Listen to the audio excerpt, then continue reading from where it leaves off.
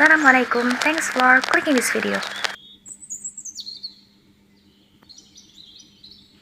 Membangun rumah idaman adalah impian setiap orang.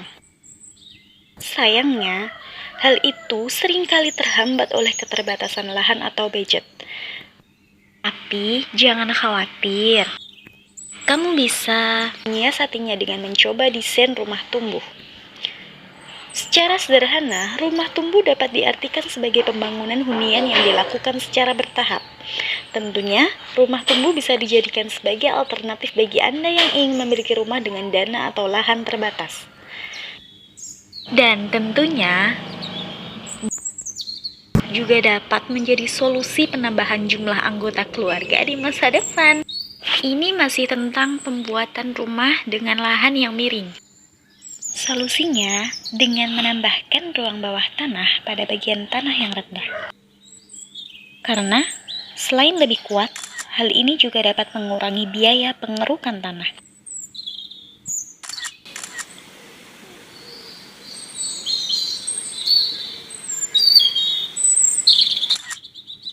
Sebelum kita masuk ke desain interior, terlebih dahulu saya ucapkan terima kasih kepada teman-teman. Terima kasih, thank you, matur nuwun sangat atas dukungan teman-teman.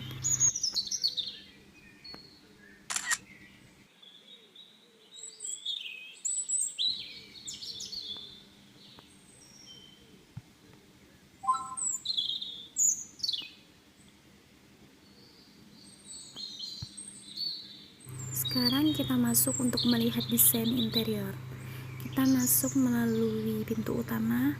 Dan di sini akan terlihat ruang tamu, kemudian di belakangnya akan terlihat sebuah kamar. Kamar berukuran 3 x 3 meter ya teman-teman.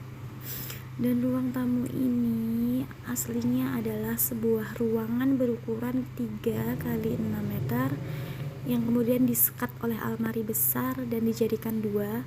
Yang satunya kita gunakan untuk ruang tamu dan satunya digunakan untuk ruang keluarga. Jadi satu ruangan berukuran 3 x 6 cm disekat menjadi dua sehingga masing-masing 3 x 3 meter.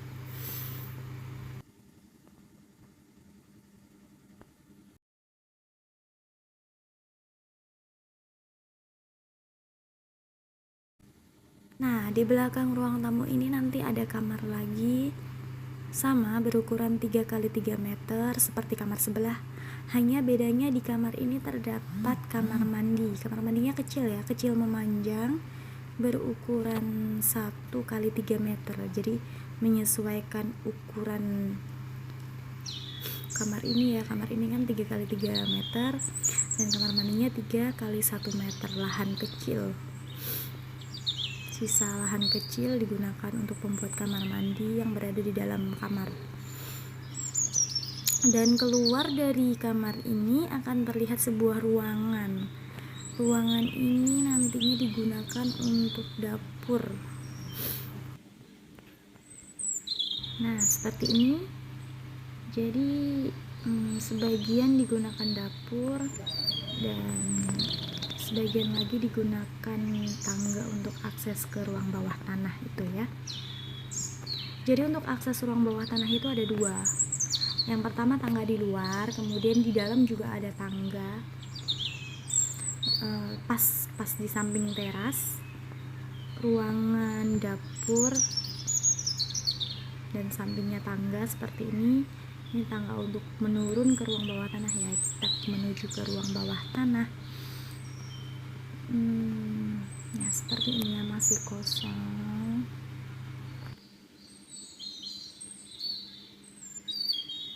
Nah, di sini terdapat pintu. Jadi ruang bawah tanah ini lain sama ruang bawah tanah pada umumnya. Jika pada ruang bawah tanah lain itu ngap dan gerah gitu kan, kalau di sini karena sebenarnya itu cuma tanah yang miring ya, dijadikan ruang bawah tanah.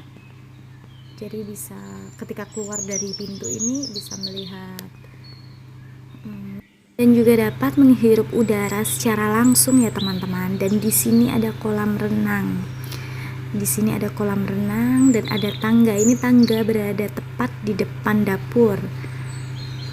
Jadi tadi kan aksesnya ada dua ya, tangga depan dapur, dan di dalam dapur itu ada tangga untuk ke ruang bawah tanah. Nah ini tadi kembali ke pintu utama, dan di samping pintu utama ini ada pintu kecil. Pintu kecil ini di dalamnya ada tangga untuk akses ke lantai 2 ya teman-teman.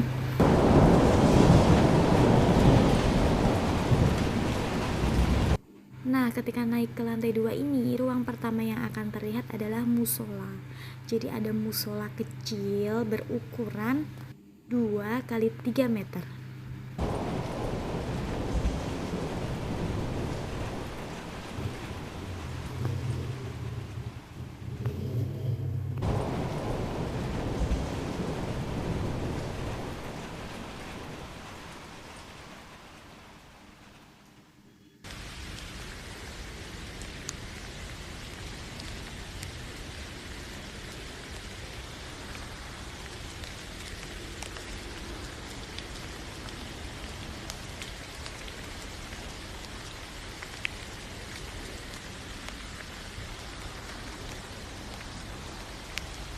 Kamar ini berukuran 2 kali 3 meter dengan jendela berada di samping di sisi timur, sehingga akan terlihat kolam renang ketika melihat ke arah jendela ini.